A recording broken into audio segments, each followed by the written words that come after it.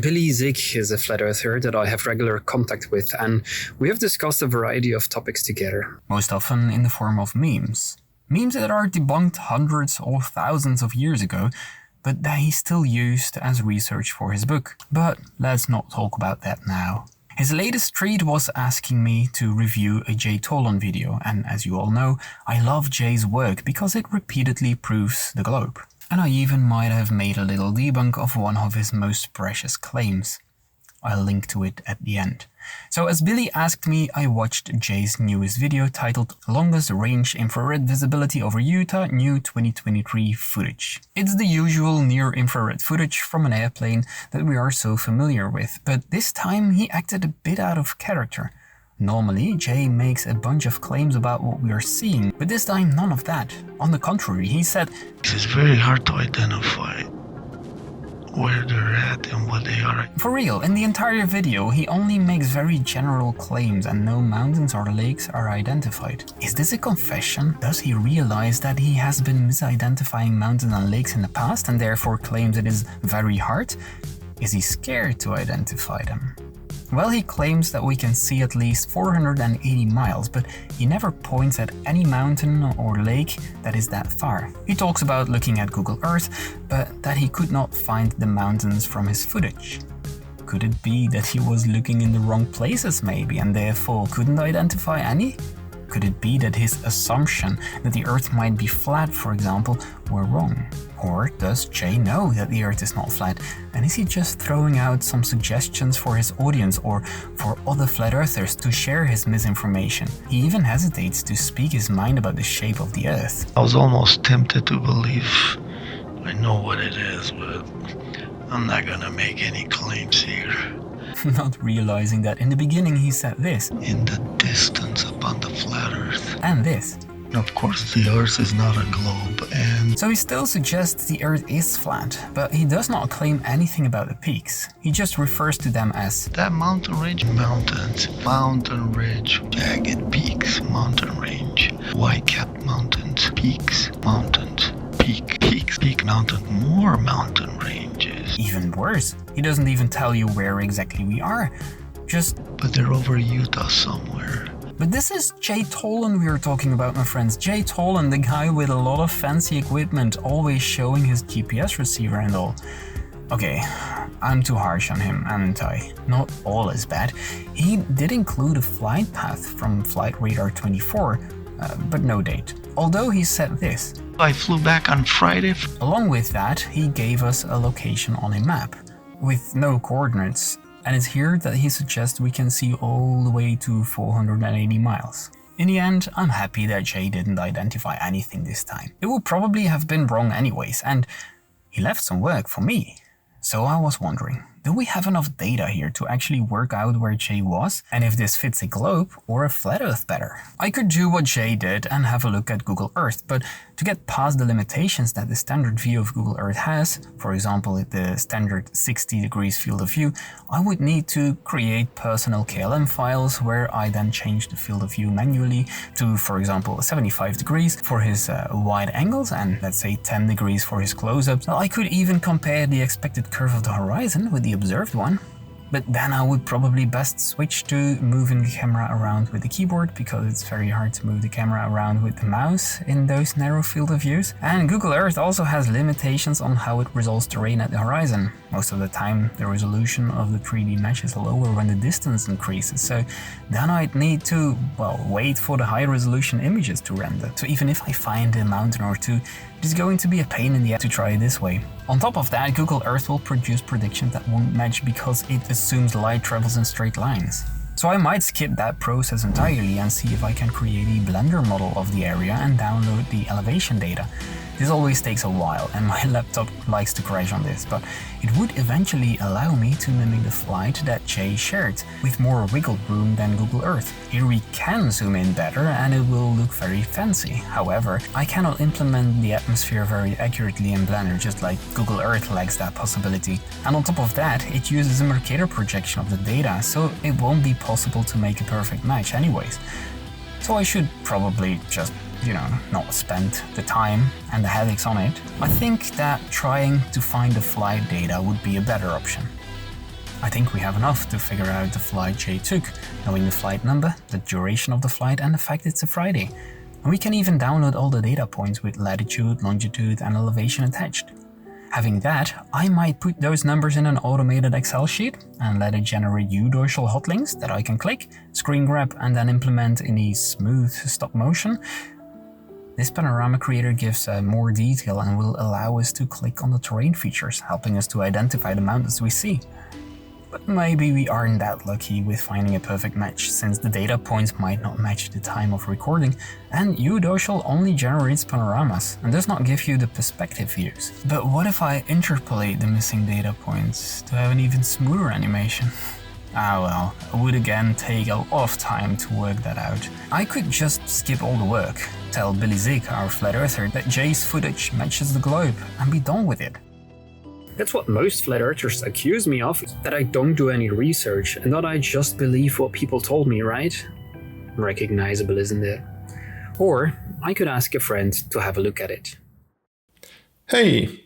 In case you don't know me, I have a channel called Science It Out. So let's see if I can science out where JTolan was and what he saw. Jay shows us that he was somewhere over southern Utah, but this is much too little information. We need to be more specific than that. As Ole noted, it is possible to figure out which flight Jay was on and go from there. But where's the fun in that? Also, are we going to just trust Jay about his path when his information has been proven inaccurate before? Let's disregard the flight for now and do this independently. In order to pinpoint the position more accurately, we need some kind of an anchor to get started, some characteristic landmark. Fortunately, in the beginning of the video, we can see a river. Looking around southern Utah for rivers, we find the Colorado River, and especially this fragment near Height Overlook, which seems to have a similar shape to what we see in the video. If we wait for a bit, the clip cuts to another one, but the river is still there and we can also see some mountains to the left of the frame here, which are likely these mountains here. Alright, we have something to get us started. Let's put an observer nearby, generate a panorama and see what happens. The program I wrote is going to take the elevation data I've downloaded, wrap them around the globe, and then calculate the paths of light rays in a standard atmosphere to generate a simulated view. That last part, taking the existence of air into account, is something flat earthers like to omit, and then they are surprised that their calculations don't match observations. But I digress. Let's take a look at the simulation. Okay, this isn't a perfect fit, but we have something. Some of the terrain features are clearly the same, but slightly shifted relative to one another. Can we do better? Yes, we can. From this, we can figure out that the observer was a bit more to the right. Generating another simulation from there, we have a closer match. At this point, Jay zooms in on some mountains, so we can create a zoomed-in simulation too. And now that we see many similar features in the frame from the video and in the simulation, we can use the simulation to identify multiple landmarks. For example, this is Mount Ellen, this is Bull Mountain, this is Mount Nebo, this is Deseret Peak, this is Musinia Peak, also known as Mary's Nipple. We could now keep moving the observer around and find the right position by trial and error, but this will take forever and will probably never give a perfect result. Or we could make the computer do this for us. We can tell it where the landmarks are in reality and where they are in the image. The computer can then keep moving the observer around and recomputing the predicted coordinates in a simulated image until it finds a position and orientation of the observer that generates a matching prediction. The calculations needed are fairly involved, but nothing a computer can handle. Let's generate a view from the match we get this way. Beautiful. As we can see, the match is almost perfect. This should give us confidence in three things. First, that we know where the plane was. Second, that we know what JTolan saw. And finally, that the Earth is a globe. After all, the whole process that let us identify the position and peaks assumed a globe from the start. Now, if you look at a map, you may notice something. All the peaks we see in the photo are in Utah, within 250 miles from the observer, nowhere near the distance JTolan was suggesting. We can do the same thing for other parts of JTolan's video. This yields a few positions, which we can use to generate beautifully matching panoramas. And these show that in every part of the video, every distant mountain was, still within 250 miles, in Utah. Nothing that would be impossible on a globe. On the other hand, if we tried to generate those panoramas using a flat Earth,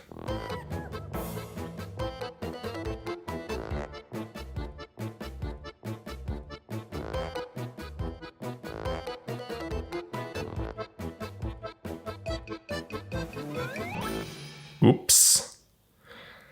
By the way, if you compare the positions I found based on the video itself with the flight path we can get from the internet, they turn out to be within a few hundred meters of the flight path. The best one was just 30 meters off.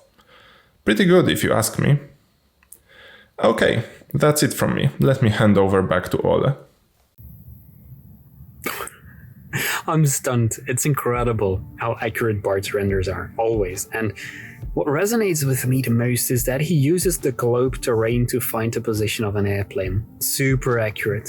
So it's not that he just puts in the known location and generates a solution, like I can do with you, Deutschel, but no, the footage together with the globe is being used to find the position. This does not work if you assume that the Earth is flat. And it contradicts Jay's position. He claims the globe is inaccurate, that the azimuth is off when you use the globe or something, but it's not. Now it's safe to say that the globe Earth predictions match the observation to perfection and that flat Earth predictions fail. I wonder why. But there is a universal constant I need to mention. When a flat earther presents globe Earth evidence, you can be sure that Ben from Taboo Conspiracy is gonna jump on it, surfing the waves of this dying flat Earth cult and feed it to thousands of misinformation enthusiasts. And that's indeed what he did, look. Although I have to say that he did a great job in finding the exact location of the airplane for the same clips we used. Did Ben provide positive evidence for a flat Earth? A flat Earth prediction like Bart provided, for example? No. And thus, he still has all the work ahead of him. Did Ben provide evidence that the globe is impossible? Yes. And no, he did so for a globe, but not for this one. Look, I guess that we all agree that the Earth is not a planet without air, right? If that were the case, Jay wouldn't be able to fly on that aircraft, right? He would be dead. Ben used a different globe by utilizing his globe calculator that ignores the air, strawmanning the dung out of this planet as usual, and he used Google Earth. You can see the location is correct. Watching Jay's footage right from the beginning, you can see the Earth is flat. But with the wrong field of view, and didn't let it render all the way to the horizon. But, as I said, this isn't really easy. It's just remarkable that Ben bases parts of his conclusion on his own incapability, on his own imperfections. Ben identified a slope of a mountain and a little bit of sky as a lake, and our simulations here show that the silhouette of the mountains is a perfect match. The flat Earth prediction, for example, the thing that Ben forgot to do, I guess, shows that nothing is matching the observation. Ben identified a different part of the sky, again as a lake, even further away. But again, here we can see sky, clouds, sky, and then land. And the silhouette again matches perfectly. And here again, the flat Earth prediction fails to describe reality. I think he is taking the waters above statement from the Bible a bit too literally here. Although I was glad that Jay didn't identify clouds as mountains and sky as lakes this time, it seems that this special talent has now infected our friend Ben. And by the way, if you want to dive into a very detailed debunk of Ben's claims, why not check this video out by Flat Earth Math? And with that, I thank Bart again for helping me out here. His channel is in the description. And I thank Jay for providing the footage. I thank Ben for the giggles. And I thank you for watching, liking, and subscribing. Take care, my great apes. Bye-bye.